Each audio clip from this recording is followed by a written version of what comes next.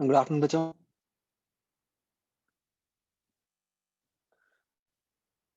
बच्चों यार एक प्लीज थोड़ा सा टाइमली ज्वाइन किया करो। मतलब प्लीज इंश्योर कि आप सब 3 बजे ज्वाइन कर लिया करो। मतलब 5-7 मिनट तो अपने मतलब रादर ज्यादा ही टाइम इसी में ही खराब हो जाता है ना।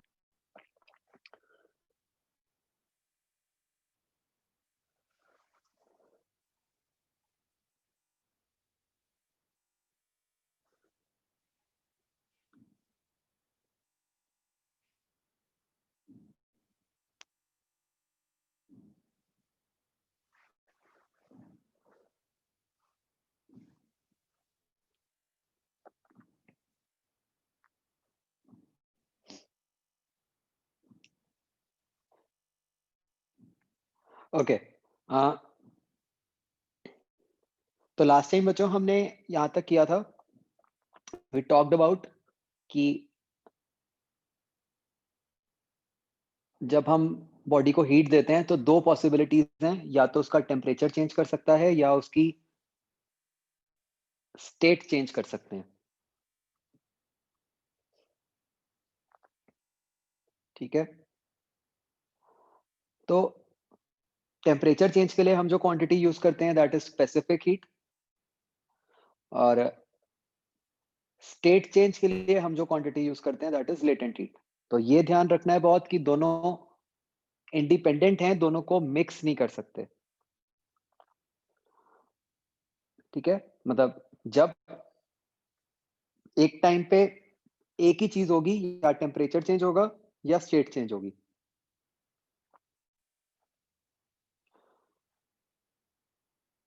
ओके, तो पहले हम एक बार एक्सरसाइज 0C पार्ट करते हैं डिस्कस।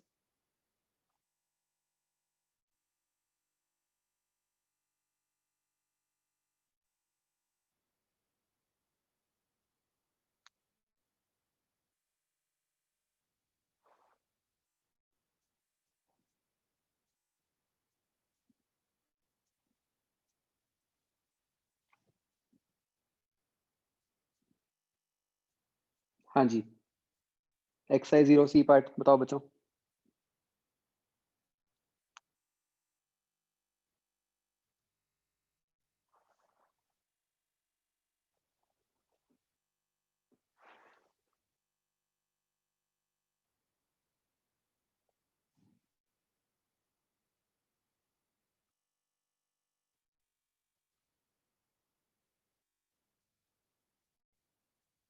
ज्यादा तो वैसे मुझे मिक्सचर्स के ही दिख रहे हैं क्वेश्चन।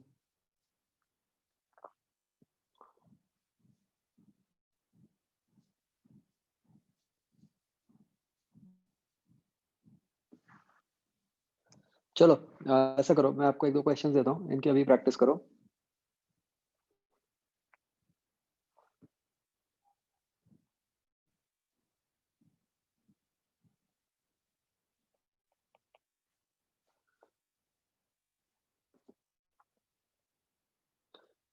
हमें बच्चों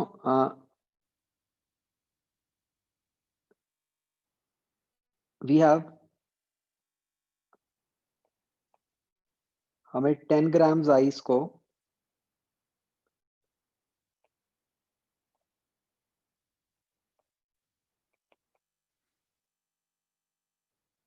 एट -10 डिग्री सेल्सियस है,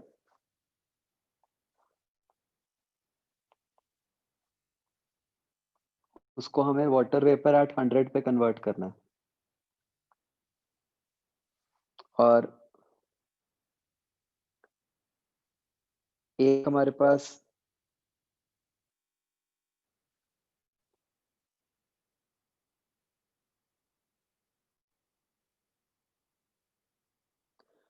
हमें ये गिवन है, specific heat of ice given है 0.5 कैलोरी पर ग्राम डिग्री सेल्सियस। ठीक है जी,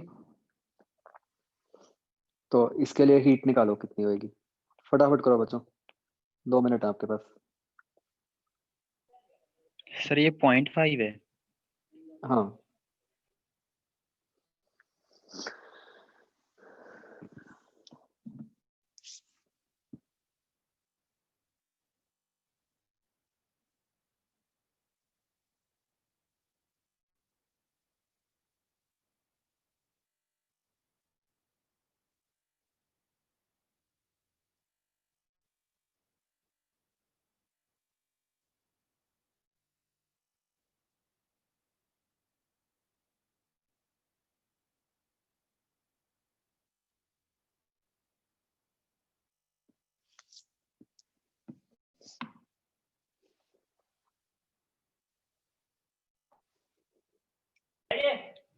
सर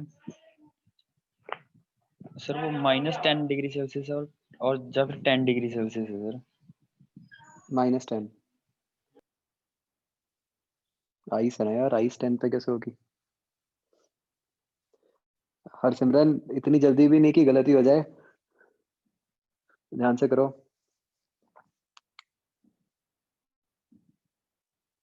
हाँ परविंदर कोई चक्कर नहीं, आज कर लेना।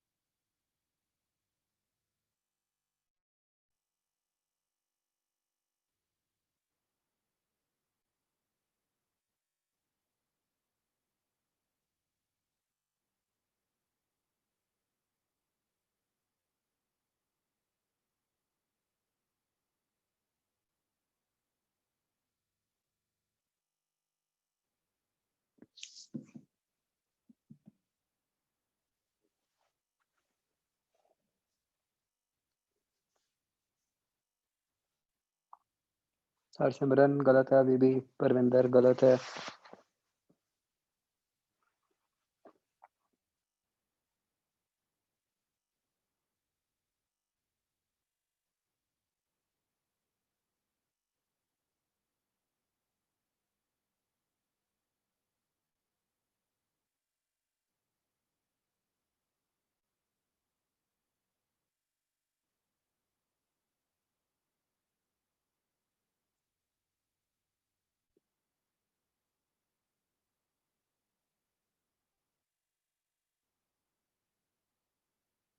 कुरकनवल गलत है।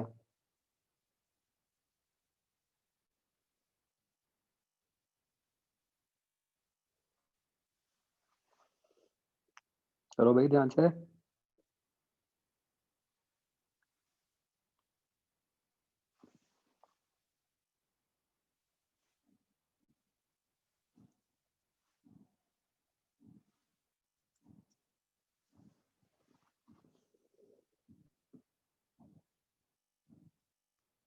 अब ठीक है गुरकनवल।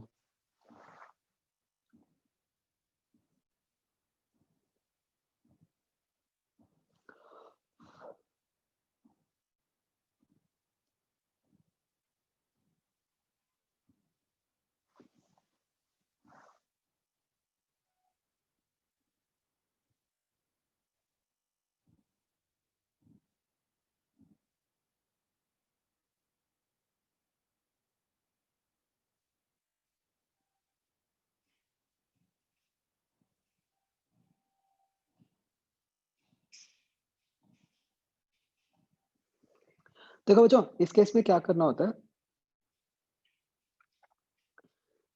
सी बच्चों आपको ना केयरफुली ये देखना है कि क्या क्या प्रोसेसेस हो रहे हैं। और मैंने आपको जैसे ऊपर बताया था कि एक टाइम पे या तो टेम्परेचर चेंज होता है या स्टेट चेंज होती है।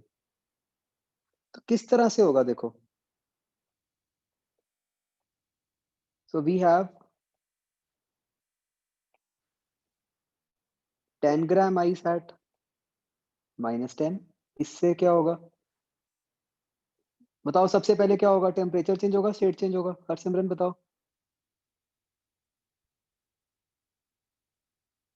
टेम्परेचर।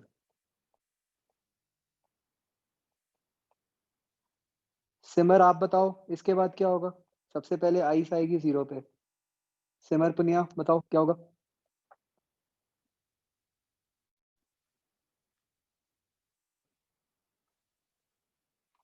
परविंदर आप बताओ।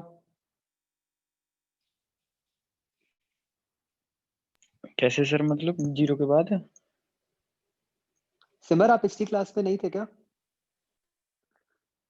इसके बाद क्या स्टेप आएगा परविंदर बताओ? जब आई सैट 0 बन गई, उसको हीट देंगे तो क्या होगा? मेल्ट होगा। अब मेल्ट होगा। अब आपके पास वाटर एट 0 डिग्री आ जाएगा। अब जब आप इसको फर्दर हीट करोगे तो क्या होगा?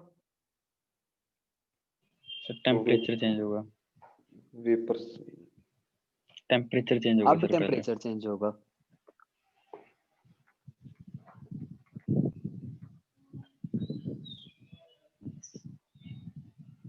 करेक्ट।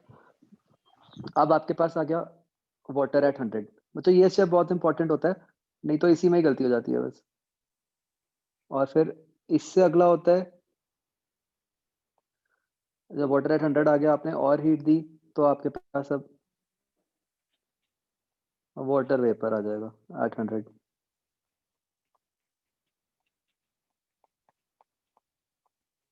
ठीक है जी। अब आप हर स्टेप के लिए हीट लिख सकते हो। जो ये वाला स्टेप है, यहाँ पे क्या हो रहा है, टेम्परेचर चेंज हो रहा है, तो एम सी डेल्टा टी 0 -10। अब इस वाले में स्टेट चेंज हो रही है, तो m इंटू एल। इस वाले में फिर temperature change, M C delta T. और ये जो आखिरी वाला स्टेप है, इसमें क्या हो रही है, स्टेट चेंज, तो m इंटू एल।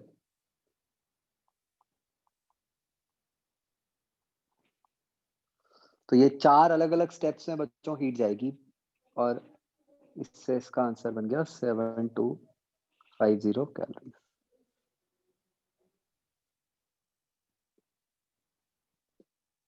क्या ये बात समझ आई बच्चों? सर सर लेटेंट हीट कैसे निकाली सर? ऊपर 80। ये लिखवाई थी ना आपको लास्ट टाइम पे, देखो नहीं टी सर, आई। निकाली कैसे? निकाली नहीं है, ये ओके तो सर, बस ओके ओके याद। Okay okay sir, okay okay.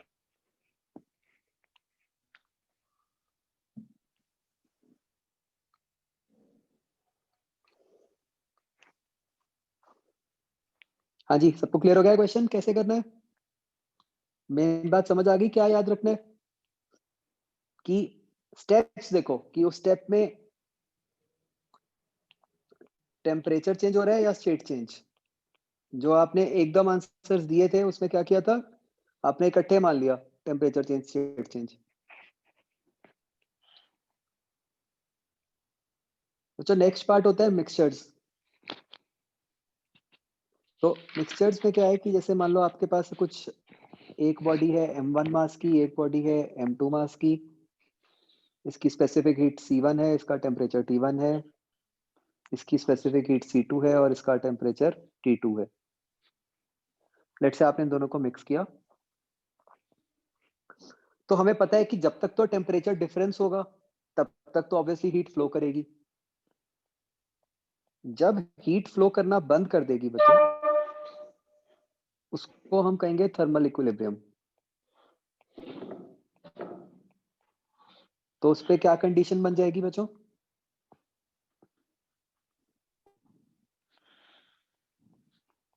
दोनों का टेम्परेचर सेम हो जाएगा।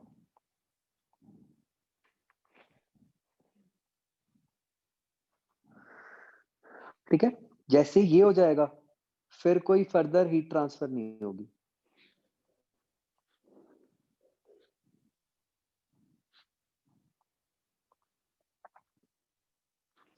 तो बच्चों इसमें हम ये मानते हैं कि कोई भी बाहर से हीट नहीं आ रही।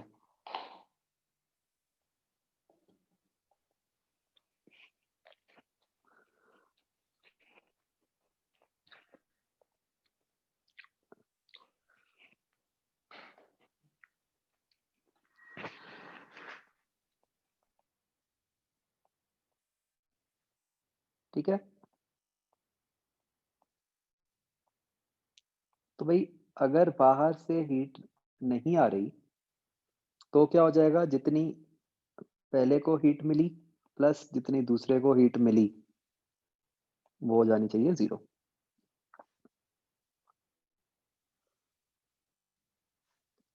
ये समझ आता है बच्चों कि ये 0 कैसे आया?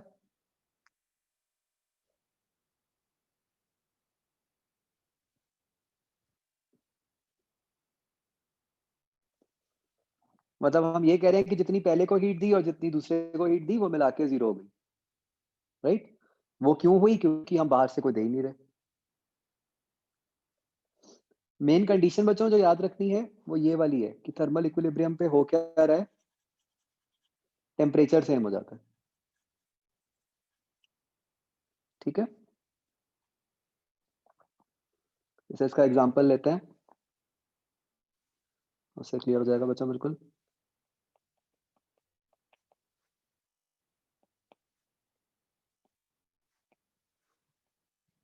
ये बच्चों मैं एक आपको करके दिखा रहा हूँ, ठीक है?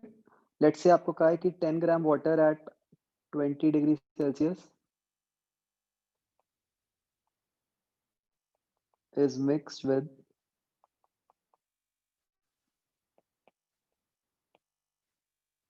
10 gram oil at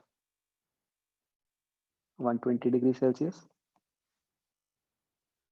आपको ऑयल का सी दिया हुआ है 2।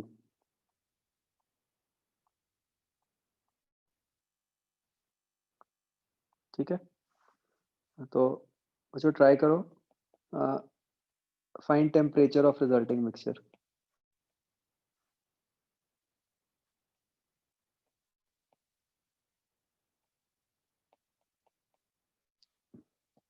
फाइनल टेम्परेचर T मान लो और उस पे ऊपर वाला कंडीशन लगाओ, देखो क्या आंसर बनता है।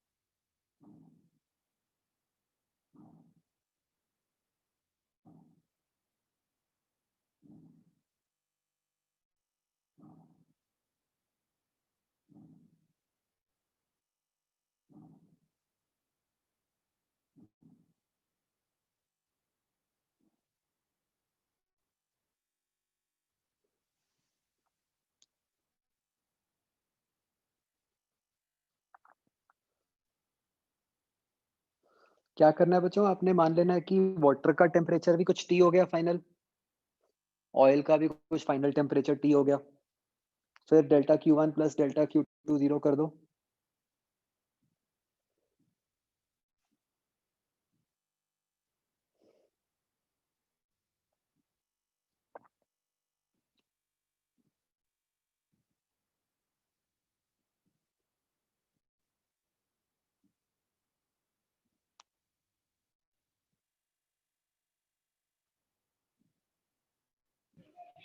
सर वाटर की स्पेसिफिक हीट नहीं दी सर।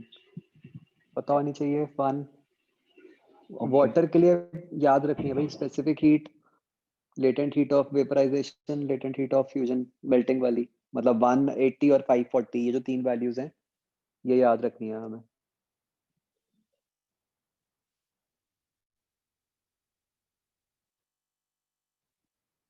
हाँ गुरकनवल ठीक है, योग्यता ठीक है, गुड।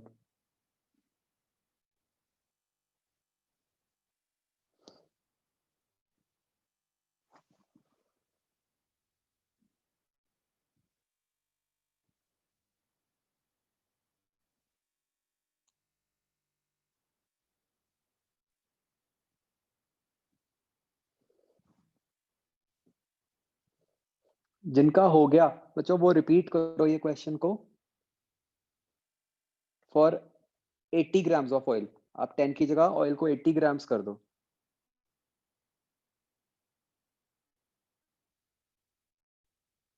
और सिमरन आपने ठीक लिखा है, एक बार सोचो।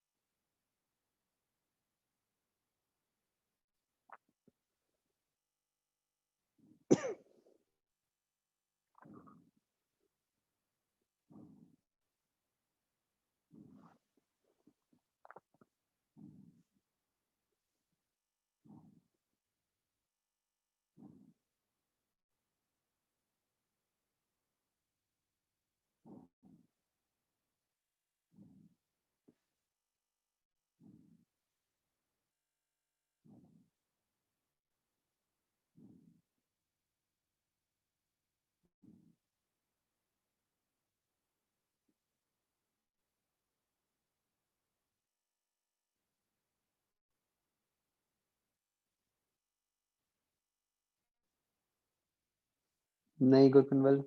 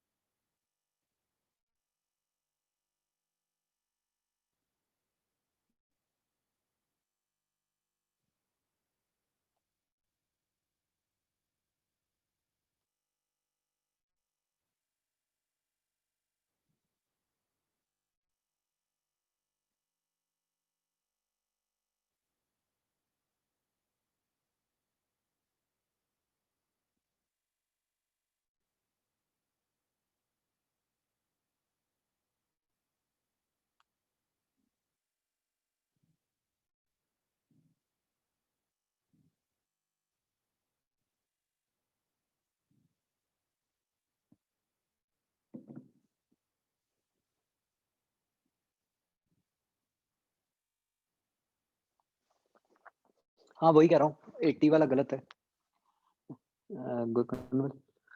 इसमें क्या करोगे बच्चों, देखो वाटर के लिए आपका डेल्टा Q1 क्या बन गया, 10 into C into T minus 20। Oil के लिए क्या बन गया delta Q2, 10 into 2 into T minus 120। जब आप delta Q1 plus delta Q2 equal to 0 करोगे,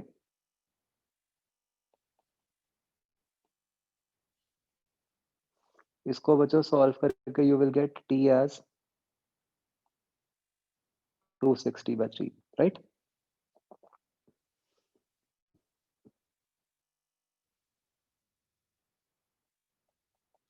अब बच्चों इसको रिपीट करो क्वेश्चन को फॉर 80 ग्राम्स ऑयल। देखो क्या फर्क आएगा। अभी तक किसी का ठीक आंसर नहीं है, थिंक हार्ड। आपका आंसर देख के ही आपको पता चलना चाहिए कि यार ये तो गड़बड़ है।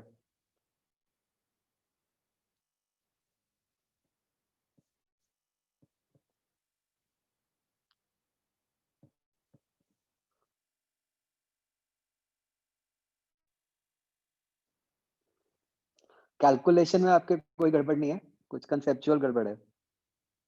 तो अगर आप इसमें ये कर देते हो ऐसे,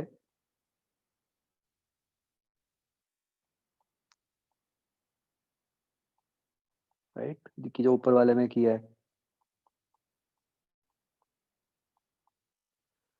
तो आपका टी जो है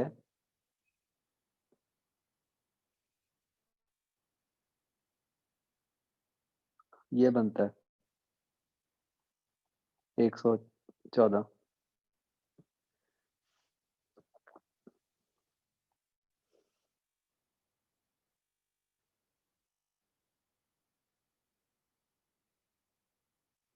ये बच्चों मैं कह रहा हूँ कि गलत है। जस्ट थिंक बाय और सही आंसर निकालने की कोशिश करो।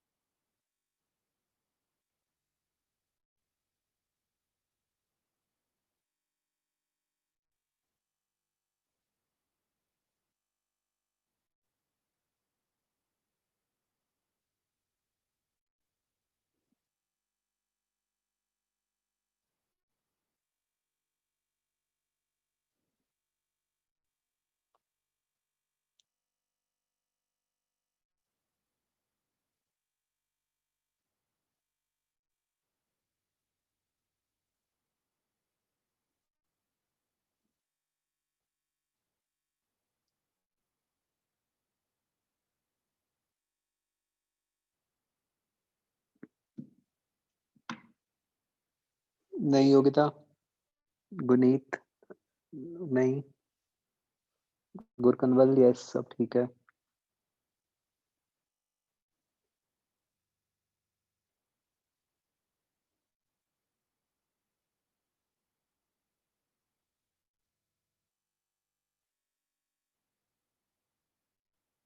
बच्चों सोचो क्या गड़बड़ है इसमें।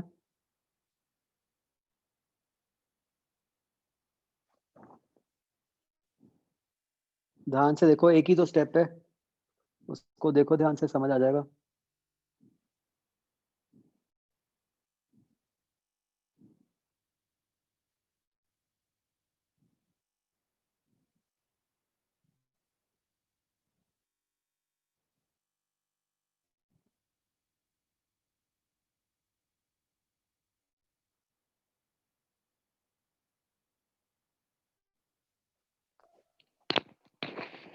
सर इसमें ऐसे तो नहीं है जैसे 10 ग्राम है 120 पर रखा हुआ डिग्री सेल्सियस पर, और 1 ग्राम है जो वो 12 डिग्री पर रखा जाएगा, और 80 ग्राम है वो 96 डिग्री पर। नहीं नहीं नहीं नहीं, दो ही है, मतलब वो जो ऑयल है उसका ही 10 की जगह 180 कर दिया। Okay sir.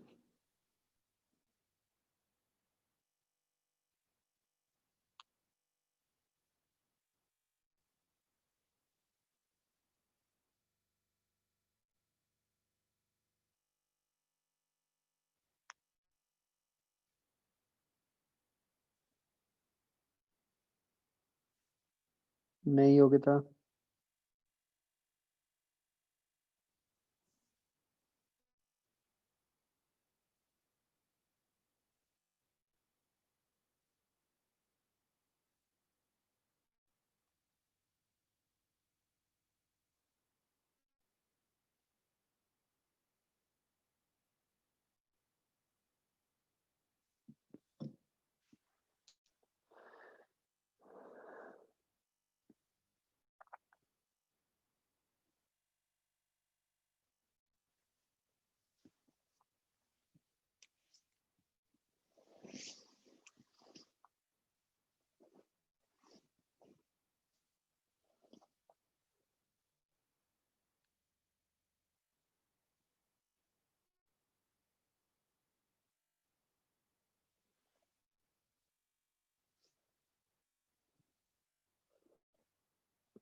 हाँ हरसिमरन जो आपने लिखा है वो ठीक है, बट उससे हमें कोई फर्क नहीं पड़ रहा।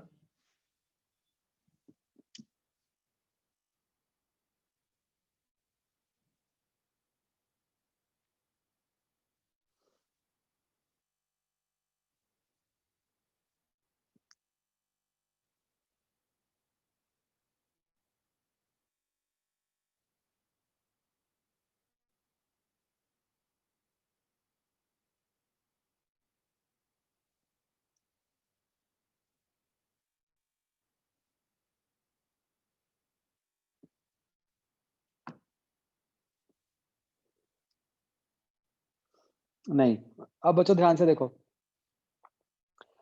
सी जब मैंने ये लगाया, देखो बच्चों, इसमें ना कैलोरीमेट्री में सिर्फ एक ही अंडरलाइन कंसेप्ट है जिसमें गलती करोगे आप। ये वही है कि टेम्परेचर चेंज और स्टेट चेंज वाला। अगर हम ये वाला फॉर्मूला लगा रहे हैं तो हम क्या मान रहे हैं बच्चों?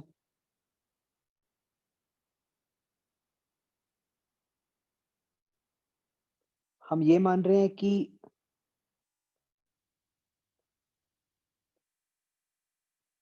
सिर्फ टेम्परेचर चेंज हो रहा है ना? स्टेट चेंज नहीं हो रही, करेक्ट? हमने अजम्पशन तो ये मानी, और उस अजम्पशन को सॉल्व करके जो हमारा आंसर आ गया वो आ गया 114। तो क्या भाई ऐसा पॉसिबल हो सकता है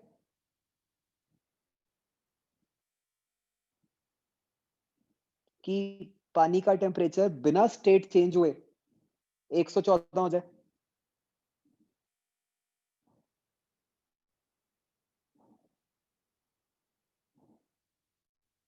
राइट?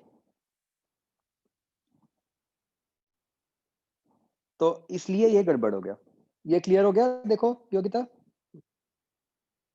अरमीन,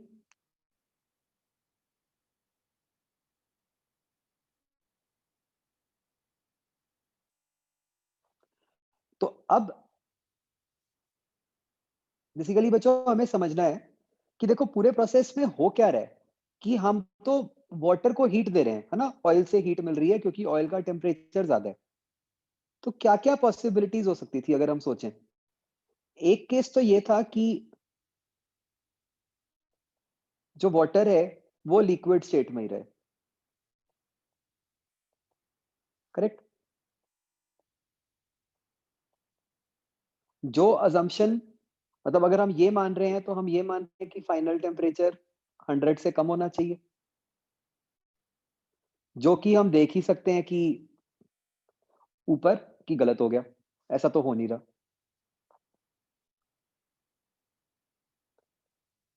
दूसरा केस क्या हो सकता है?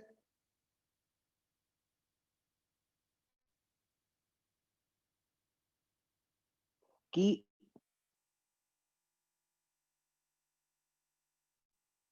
कुछ पार्शियल वाटर वेपर में कन्वर्ट हो गया हो।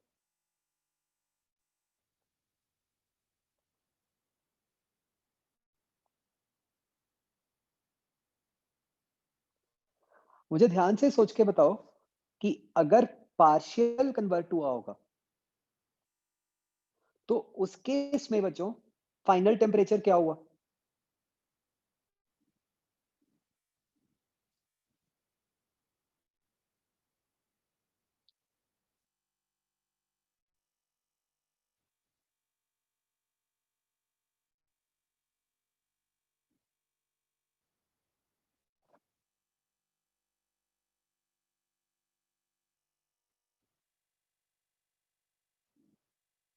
हंड्रेड, है ना? भाई ऐसा कैसा टेम्परेचर हो सकता है जिसमें कि वाटर भी हो और साथ में वाटर वेपर भी हो? वो तो 100 ही पॉसिबल है।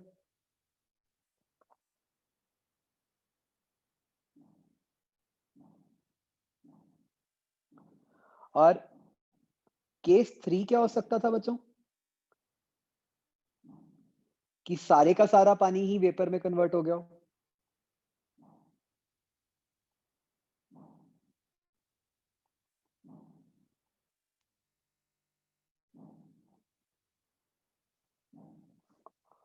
और अगर सारा पानी कन्वर्ट हो गया तब तो टेम्परेचर 100 से ज्यादा भी हो सकता है। राइट?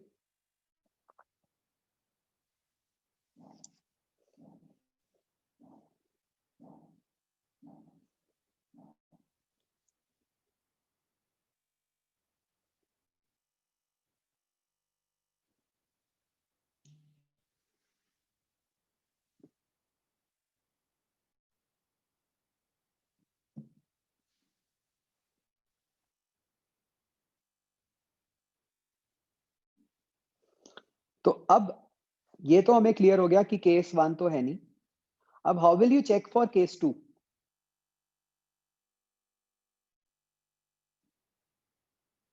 भाई केस 1 में तो कॉन्ट्राडिक्शन आ गई।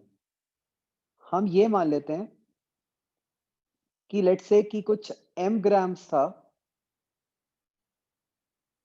बच्चों केस 2 ही सबसे इंपॉर्टेंट है। ज्यादातर क्वेश्चन आपको केस 2 पे ही आएंगे हमेशा।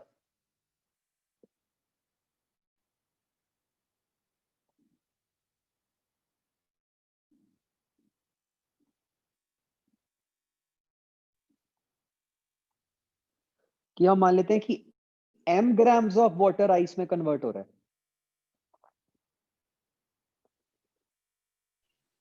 Sir vapour. मतलब बच्चों आइस नहीं, हाँ वेपर।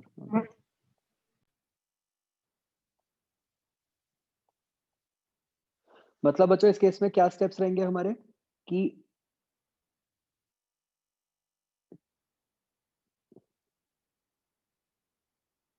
10 ग्राम ऑफ वाटर था एट 20 डिग्री।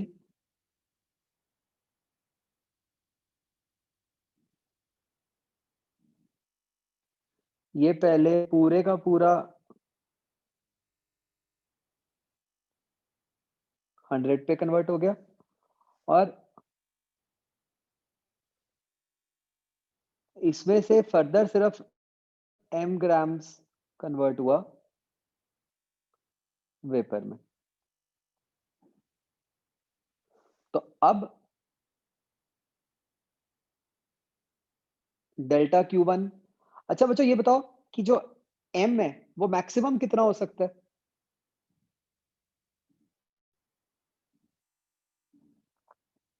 भाई 10 ही हो सकता है ना?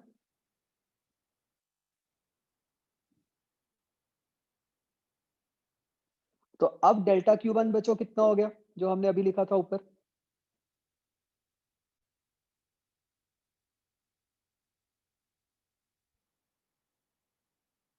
फर्स्ट स्टेप के लिए क्या हो गया? M C डेल्टा T, और सेकंड स्टेप के लिए क्या हो गया?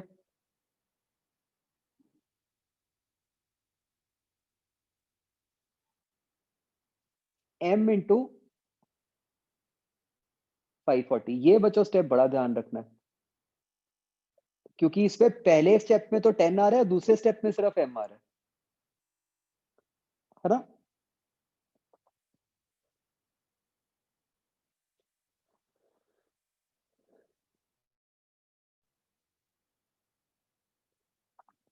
तो अब बच्चों यहां पे डेल्टा Q2 तो आपको पता ही है। अब delta Q1 plus delta Q2 zero करो, बताओ इससे M क्या आता है?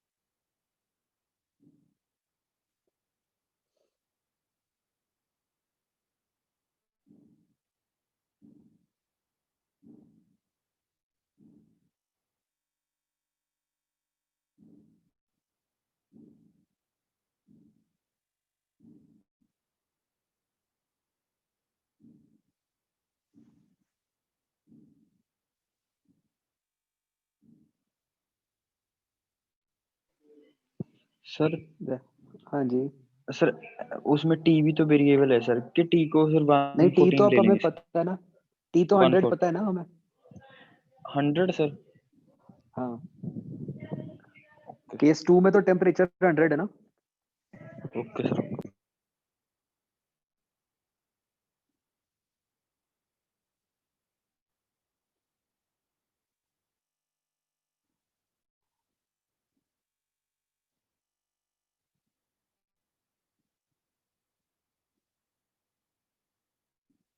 नहीं गुनीत, करो बच्चों फटाफट, बताओ मुझे क्या आएगा।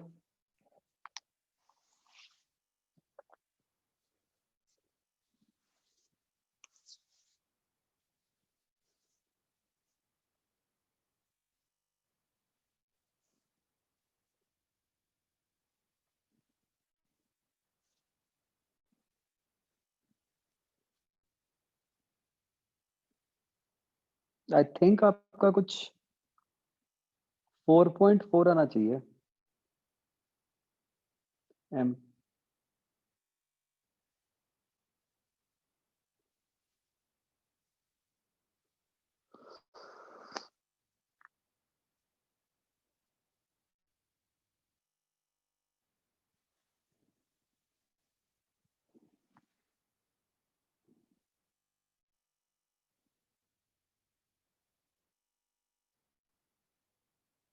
अरे सारे अलग आंसर्स निकाल रहे हो।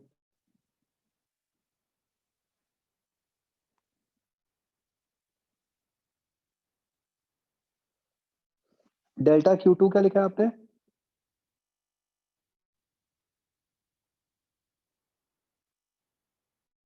वो क्या आएगा बच्चों? 80 इंटू 2 इंटू 100 माइनस 120, क्योंकि फाइनल टेम्परेचर तो आप 100 मान रहे हो ना। तो इससे अब आपका 4.4 आ जाएगा।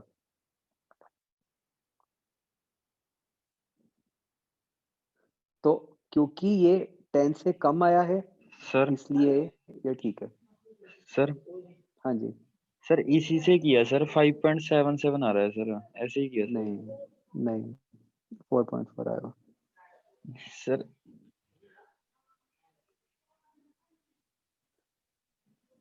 सर पूरा सॉल्व करके देखिए क्या। मैं पूरा सॉल्व करके ही बता रहा हूँ तुम्हें, 4.4 ही आएगा। ध्यान से ओके कैलकुलेशन ओके। देखो।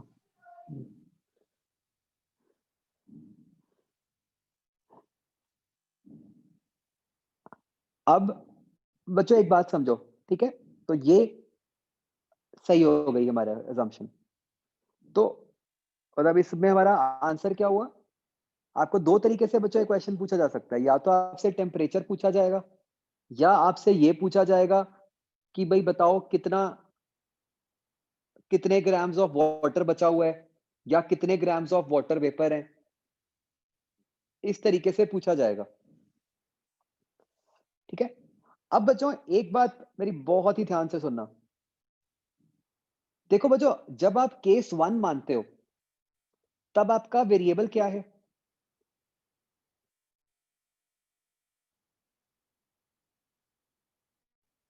केस 1 को जब आप सॉल्व करते हो तो आपका वेरिएबल क्या है?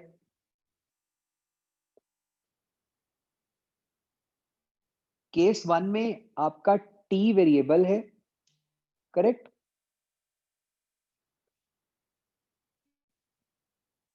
एम आपको पता है,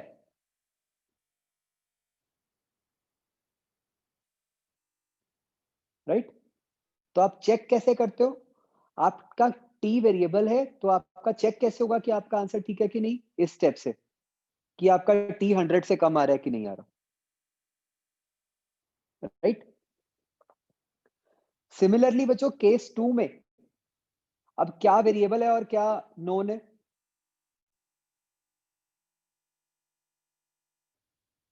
यहां आपका एम वेरिएबल है और टी नोन है, राइट? तो अब ये आपका चेक कैसे होता है? एम से, कि कहीं जो एम आ गया वो पूरे मास से ज्यादा तो नहीं आ गया। और केस 3 में फिर आपका टी वेरिएबल हो जाएगा, क्योंकि केस 3 में तो हम मान रहे हैं कि सारा ही कन्वर्टेड है। क्या ये बात समझ आ रही है बच्चों?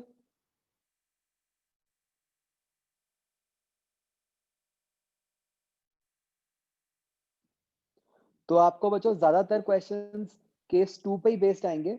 कई बार क्वेश्चन में दिया ही ऐसे होता है कि बताओ कि कितने मास ऑफ कितने ग्राम्स ऑफ वाटर है या कुछ है, तो उससे तो आपको ये पता ही चल जाता है पक्का कि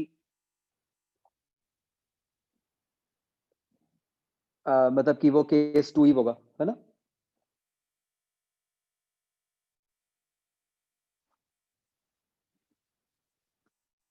बच्चों एक मिनट में चार्जर लेके आया।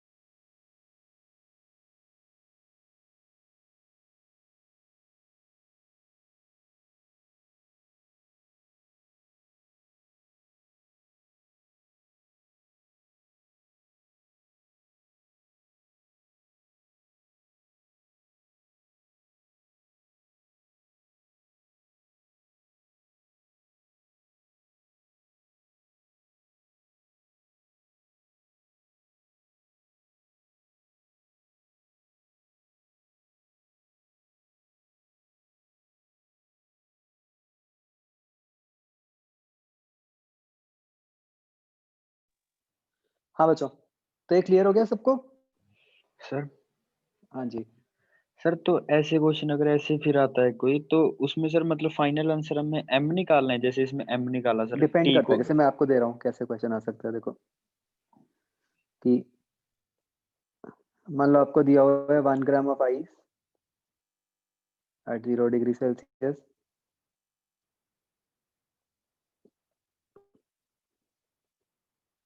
is mixed with 1 gram of vapor at 100 degree Celsius.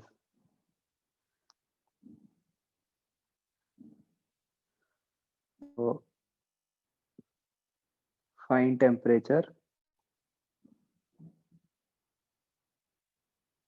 and resulting composition।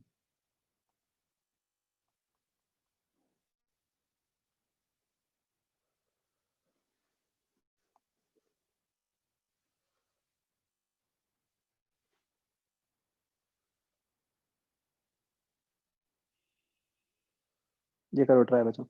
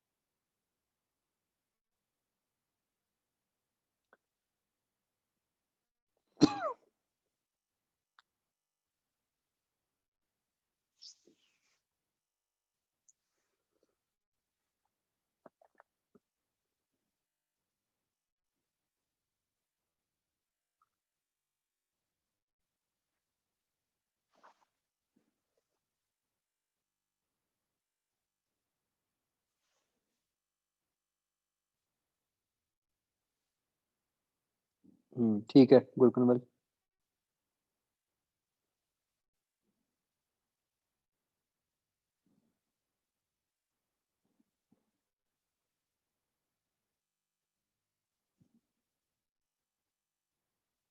नहीं, जब आपको कहा है ना रिजल्टिंग कॉम्पोजिशन, तो आपको एग्जैक्टली बताना है बच्चों कि कितने ग्राम वाटर होगा, या कितने ग्राम आइस होगी, या कितने ग्राम वाटर वेपर होगा।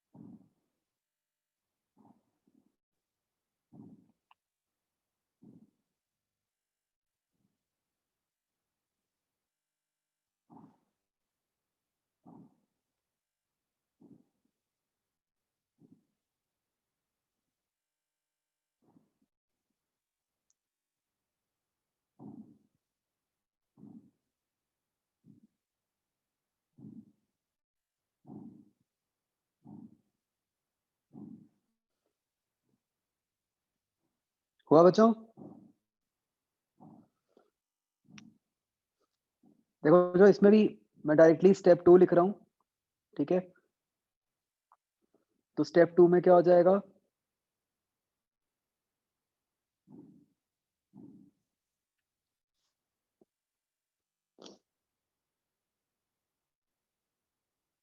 कि जहाँ पे हम मान रहे हैं कि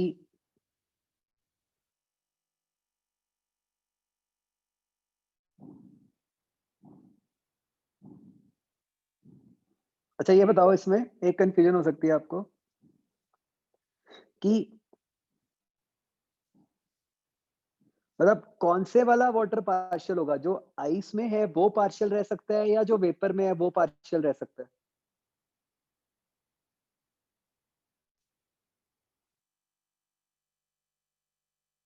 मतलब यहाँ तो इनिशियली ही स्टेट्स ही अलग गिवन है।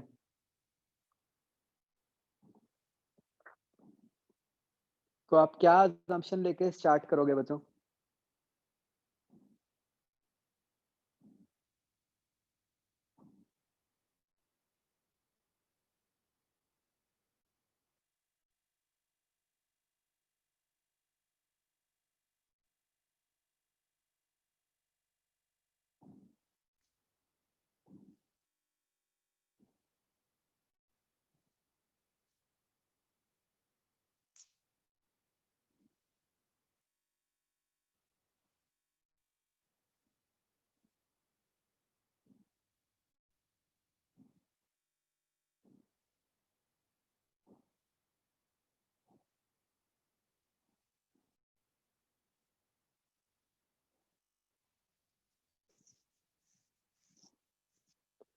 बताओ बच्चों, किसका ज्यादा चांस है पार्शियल रहने का, आइस का या वेपर का?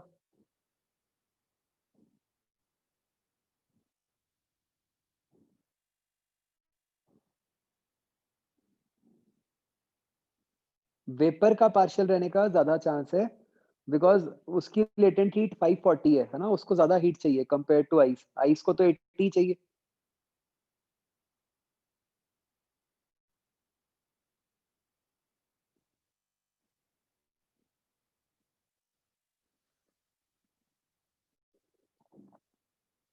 ठीक है, मतलब वैसे आप कुछ भी मान सकते हो, आपका फाइनली आंसर तो आ ही जाएगा।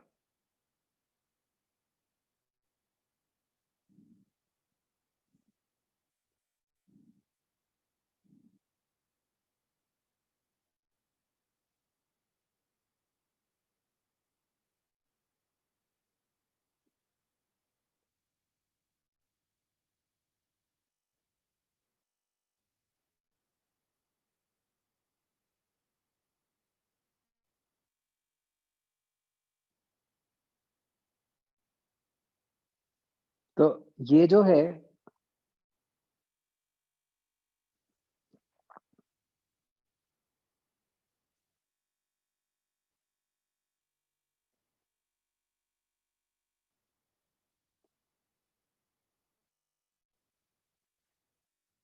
मान लेते हैं कि दिस कन्वर्ट्स टू वाटर, मतलब 1 gram water.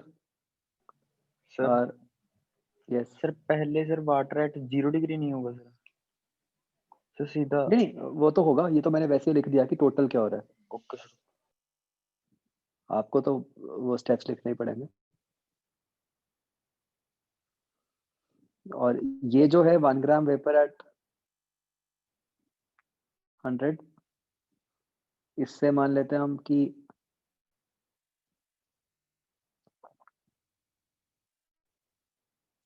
m grams melt कर गया,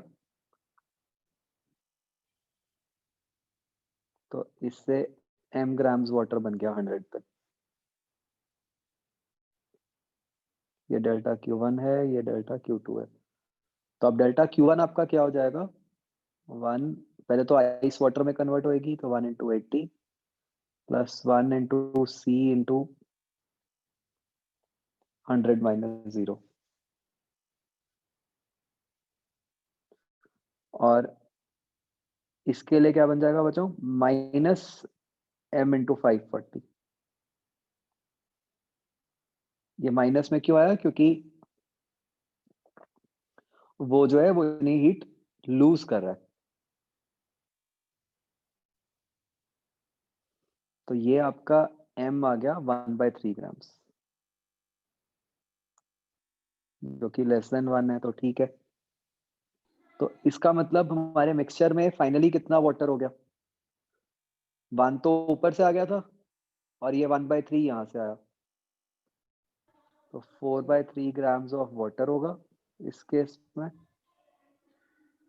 सर और क्वेश्चन में लिखा नहीं हुआ अभी 2/3 ग्राम्स ऑफ वेपर होगा।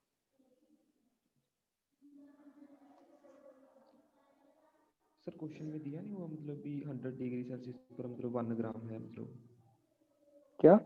1 gram water vapour eight 100 degree Celsius, हाँ, मतलब वो तो वेपर्स है ना, मतलब ये तो वाटर है ना, इसलिए नहीं है ना, इसका m निकालना है। नहीं मैं समझा नहीं, दोबारा बोलो। ओके सर, मैं समझ गई, मैंने पता लगी।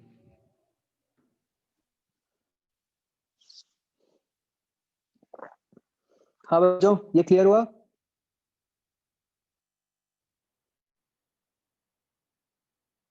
इसकी प्रैक्टिस करनी है पक्का से आज मिक्सचर्स की ना, मतलब सीधी सी बात है। आप ऐसे सोचो बच्चों, एग्जामिनर ने अगर कैलोरीमेट्री का क्वेश्चन पूछना है, ठीक है, जैसे मैंने आपको दिखाया, जो हमने आज किया, 2 टाइप के क्वेश्चन हैं, एक तो ये जो हमने पहले किया था और एक दूसरे जो मिक्सचर वाले हैं। तो बताओ एग्जामिनर कौन सा पूछेगा?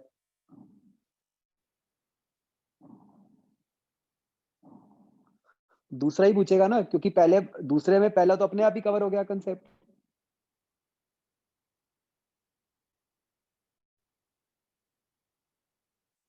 राइट?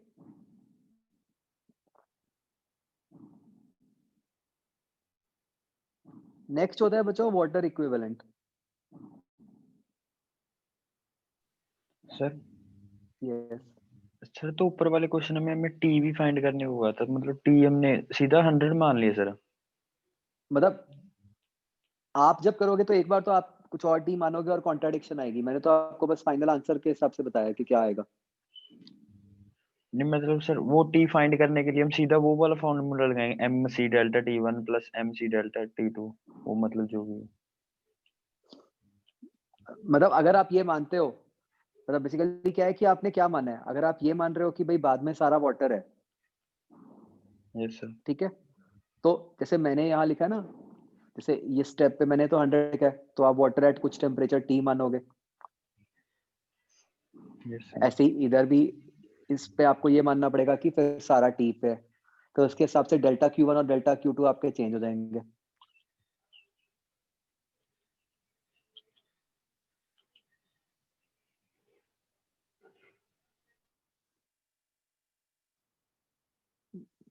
समझे? सर प्लीज एक स्टेप ये बता दो लास्ट वाला, मतलब 4/3 वाटर कैसे? ये कैसा है कि जो तो एक जो तो आइस से वाटर बना 1 ग्राम वो है, और 1/3 ग्राम्स है जो वाटर वेपर से वाटर बना, तो इसलिए टोटल 4/3 बन गया।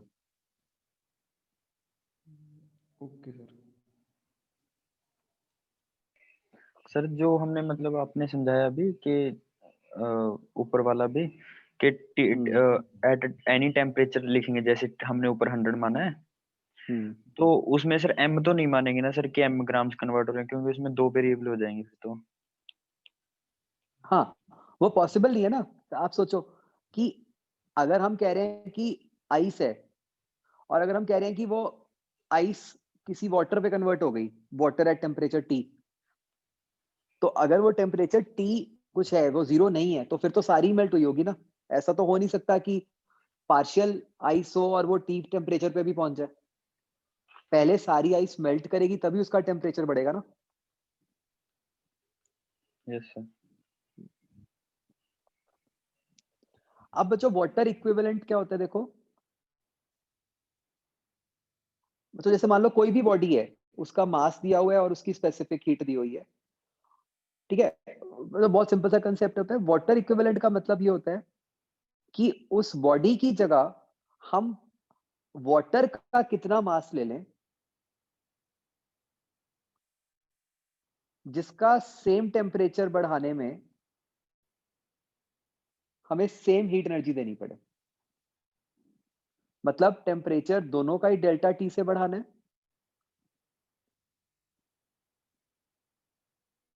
ठीक है, तो बस हम ये कह रहे हैं कि बॉडी की जगह हम पानी का कितना मास ले लें कि उसका भी वही सेम टेम्परेचर इंक्रीज हो जाएगा उस हीट से। मतलब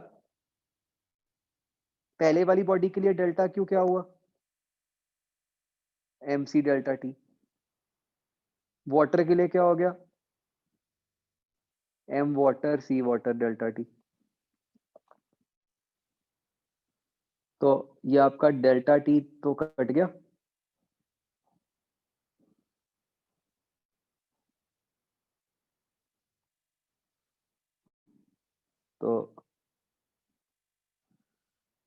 तो ये m वाटर बन गया mc bye C W.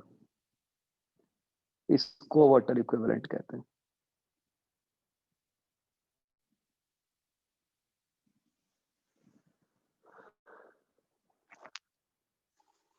Sir repeat करिए दोबारा। वाटर इक्विवेलेंट का देखो क्या मतलब है कि जैसे मान लो आपके पास कोई बॉडी थी, आपने उसका टेम्परेचर डेल्टा टी से बढ़ाना था। ठीक है, तो हम कह रहे हैं कि उस बॉडी की जगह हम वाटर का कितना मास ले लें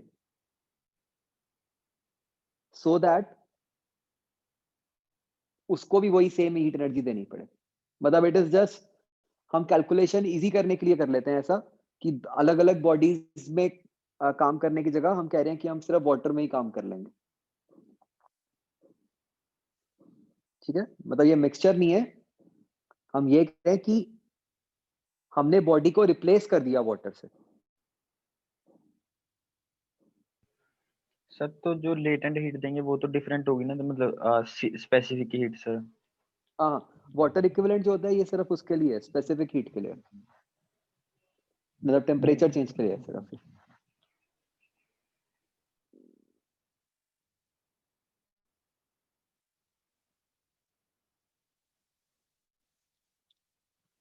हाँ बच्चों, ये क्लियर हो गया?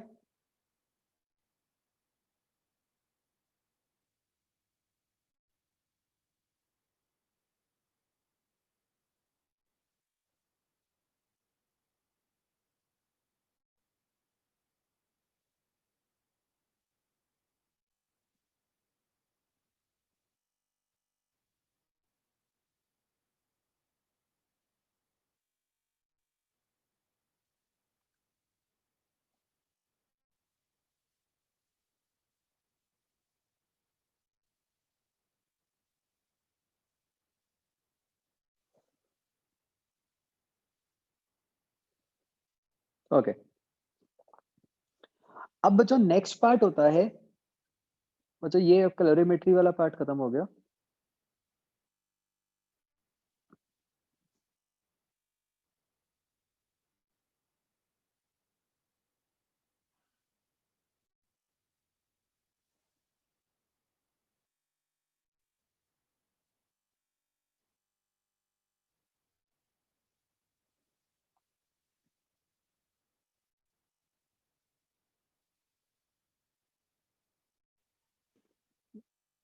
हीट ट्रांसफर बच्चों,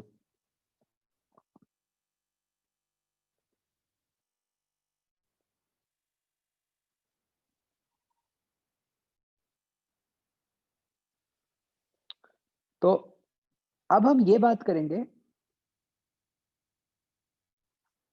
कि जब कोई एक बॉडी से दूसरी बॉडी में बच्चों मान लो टेम्परेचर डिफरेंस है, तो हीट ट्रांसफर तो होगी, राइट? तो अब हम ये देखेंगे कि वो हीट ट्रांसफर के क्या क्या अलग अलग मेथड्स हैं। ठीक है,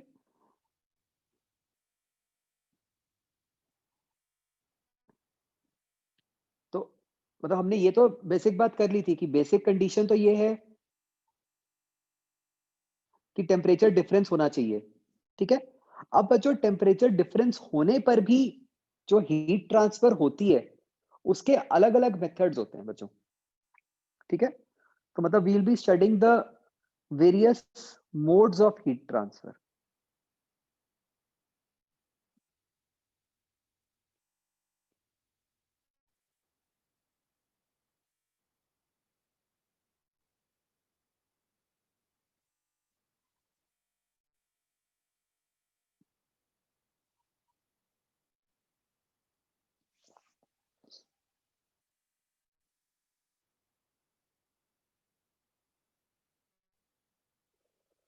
तो बच्चों जो पहला मोड होता है हीट ट्रांसफर का, उसको हम कहते हैं कंडक्शन।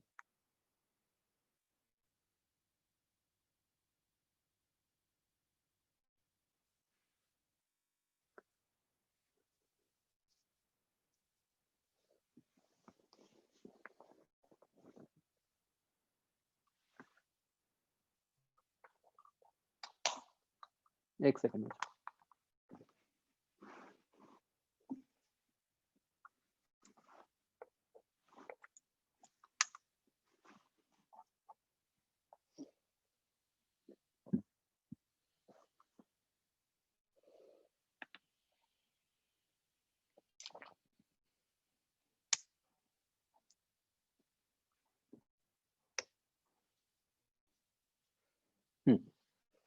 तो कंडक्शन में देखो बच्चों क्या होता है, जैसे मान लो ये एक रॉड है, ठीक है, जिसके एक एंड पे कुछ टेम्परेचर TH है, हायर टेम्परेचर, और एक एंड पे टेम्परेचर है TL, लोअर टेम्परेचर। तो बच्चों क्या होता है कि ये जो रॉड का मॉलिक्यूल है, जो बिल्कुल TH को टच कर रहा है, इसका हाई टेम्परेचर है, तो ये वाइब्रेट करना शुरू करता है। जब ये वाइब्रेट करता है, तो ये अपने साथ वाले मॉलिक्यूल को वाइब्रेट कराता है। वो वाइब्रेट होगा तो उसके साथ वाला मॉलिक्यूल वाइब्रेट करेगा। करते करते जो बिल्कुल आखिरी वाला मॉलिक्यूल है, वो भी वाइब्रेट करना शुरू कर देगा। राइट? तो बच्चों ये जो वाइब्रेशन है, ये ट्रांसफर हो गई एक मॉलिक्यूल से दूसरे मॉलिक्यूल तक।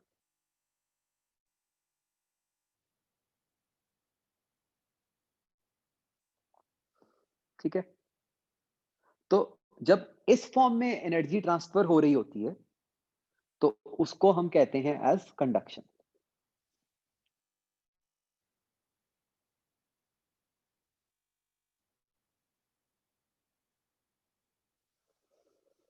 तो इसको क्या लिखोगे आप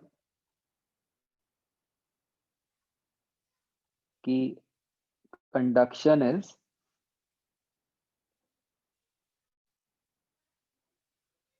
मोड ऑफ एनर्जी ट्रांसफर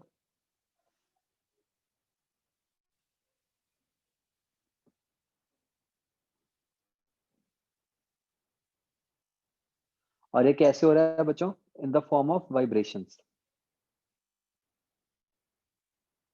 मतलब क्या चीज ट्रांसफर हो रही है? वाइब्रेशंस ट्रांसफर हो रही है।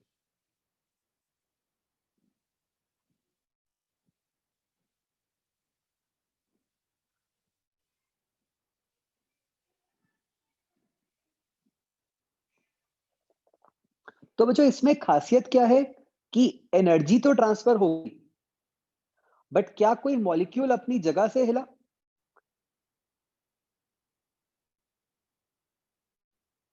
फाइनली तो हर मॉलिक्यूल की डिस्प्लेसमेंट 0 है ना।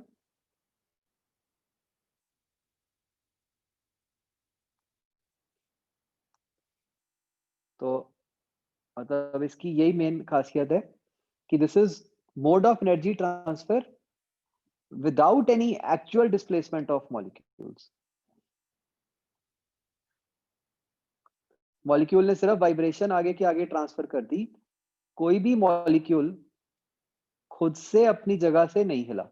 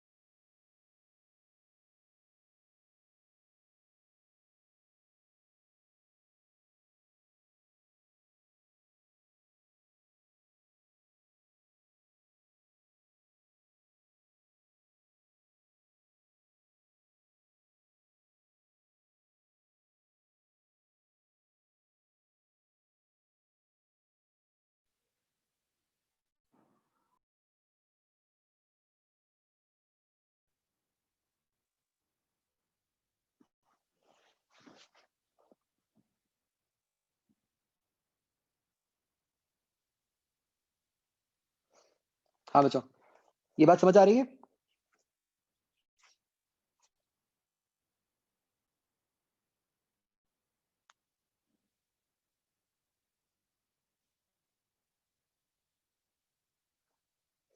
मतलब वाइब्रेशंस तभी ट्रांसफर होंगी ना जब वो मॉलिक्यूल्स एक दूसरे को टच कर रहे होंगे।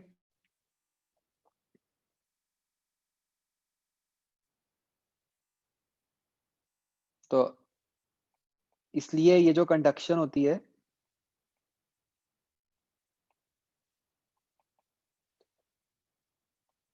ये सॉलिड्स में सबसे ज्यादा होती है,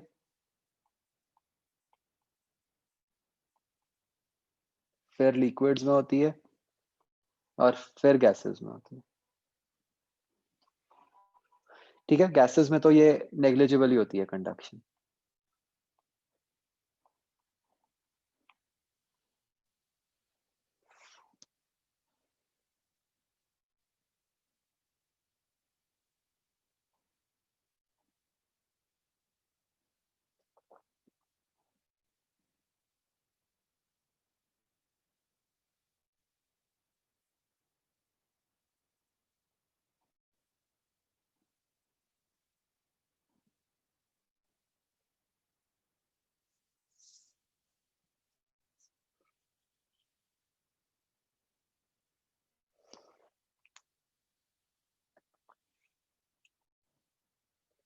ठीक है बच्चों, तो देखते हैं इसकी मैथमेटिकल फॉर्म क्या होती है।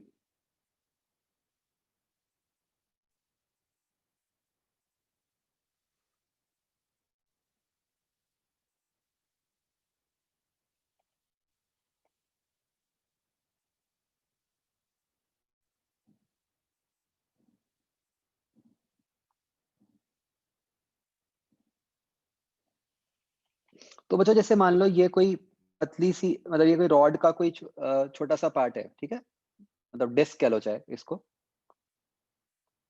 जिसके एक तरफ टेम्परेचर TH है, एक तरफ टेम्परेचर TL है।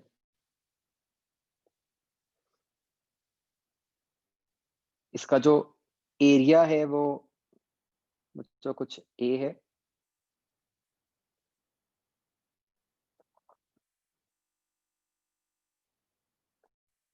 और जो इसकी थिकनेस है वो कुछ डेल्टा L होगी। सर स्क्रीन नहीं चल रही।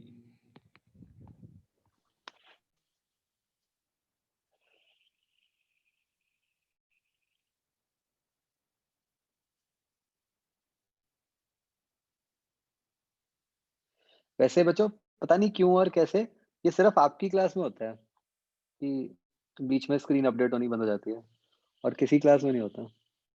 कुछ तो खासियत है तुम में।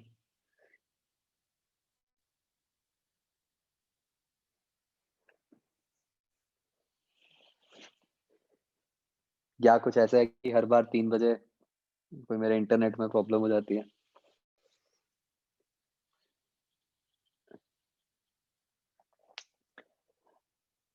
तो बच्चों इस केस में ऑब्वियसली जो हीट ट्रैवल करेगी वो इस तरह करेगी, है ना, from high temperature to low temperature.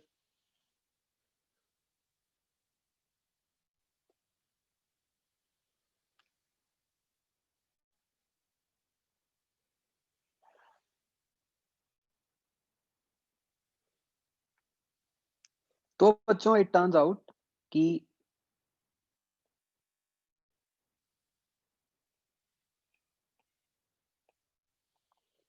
ये जो रेट ऑफ हीट ट्रांसफर होता है delta Q by delta T, that is equal to -KA delta T over delta L।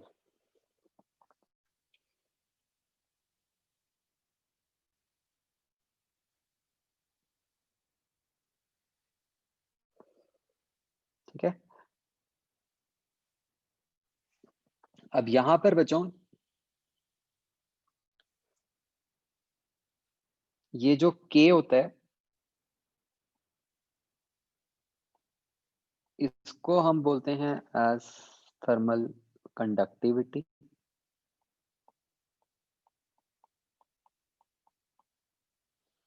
और ये जो delta T by delta L होता है इसको हम बच्चों बोलते हैं एज टेम्परेचर ग्रेडियंट।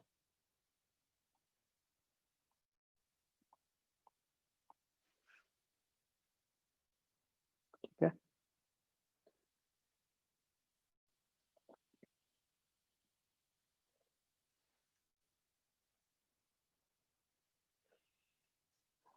यहाँ से बच्चों आप देख सकते हो कि के जो यूनिट्स हैं वो क्या बन जाएंगे, ये बन जाएंगे वॉट पर मीटर डिग्री सेल्सियस, और इसकी डायमेंशंस निकालो।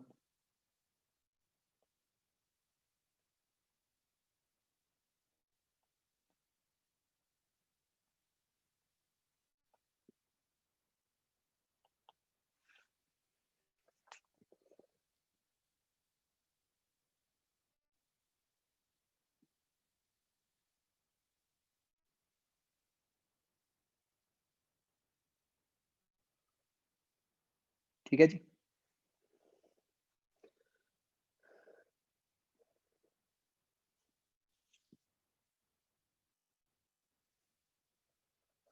तो इसकी एप्लीकेशन बच्चों हम नेक्स्ट टाइम करेंगे। ठीक है, कैसे इस फॉर्मूला को यूज करना है। बच्चों प्लीज नेक्स्ट टाइम तक हर कोई अपना काम कंप्लीट कर लेना। आपने 0-1 का टिल सी पार्ट बच्चों सबने कंप्लीट करना है। ठीक है, मैं ये इसलिए कह रहा हूँ कि जितना हमने हीट पार्ट करना है बच्चों, वो आपका सारे का सारा नेक्स्ट क्लास में खत्म हो जाएगा। सर हम्म, सर मेरे को मतलब पीडीएफ बाद में मिली थी, मेरा 1 और 2 पार्ट में कुछ प्रॉब्लम थी सर, वो डिस्कशन के लिए कुछ नहीं। आप ना लर्नर स्पेस के सॉल्यूशंस भी डले हुए हैं, एक बार वो देख लो, फिर जो नहीं डाउट्स सर, होंगे वो पूछ लेना अगली क्लास में। वो देखे थे सर, इसीलिए हाँ हाँ, उसके। कोई चक्कर नहीं, जो नहीं समझ आया पूछ लेना अगली क्लास में। Okay sir. हाँ, टेस्ट बच्चों 27 को है जैसे हमने डिसाइड किया था। Next Sunday sir. हाँ 27 को। ओके।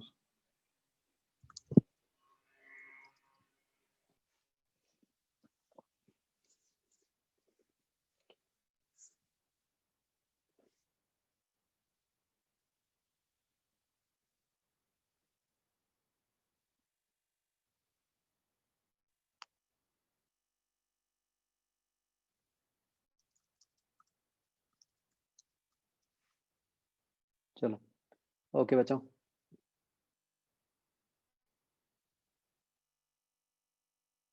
नहीं नहीं, टेस्ट अगले संडे ही होगा, मतलब कोई ओपन अभी नहीं होगा, अगले संडे ही होगा सब कुछ बस।